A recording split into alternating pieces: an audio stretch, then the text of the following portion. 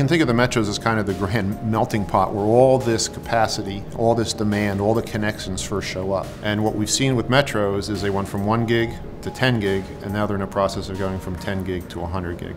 To make that transformation possible, 8700 is the key device that lets you migrate those services from 10 gig to 100 gig and do it in a way that it's cost, power, and space efficient. What we're really building is a programmable platform. It's connecting the data center to the user, it's bringing content to the consumer of that content. Of all those things, what determines the user experience the most is really the connect function. It's the network. And with the advent of even higher resolution technologies, we've moved from standard definition to high def. We're now moving from high def up to 4K and 8K. We've got the Olympics coming in 2020 in Tokyo, where that's expected to be the first global broadcast based off of 4K and 8K technologies.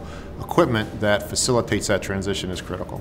Consider the changes that are going to be necessary. Those metro networks have got to be able to adapt to this onslaught of demand.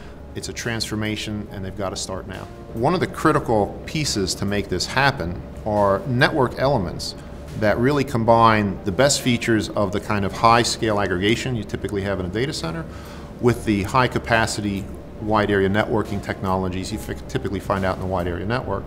8700 is the first network element that really combines those two technologies. What you really need in that kind of environment is a lot of flexibility. You need scale and flexibility. You get scale from the way you build the hardware, you get flexibility from the way you build the software. So one of the key principles of the open OPN architecture was to allow the networks to scale and not consume more space and more power. Let's get 10 or 100 times bigger, but not consume 10 or 100 times as much space and power. What we're able to do is provide a solution that's twice the density, in half the space, and with half the power.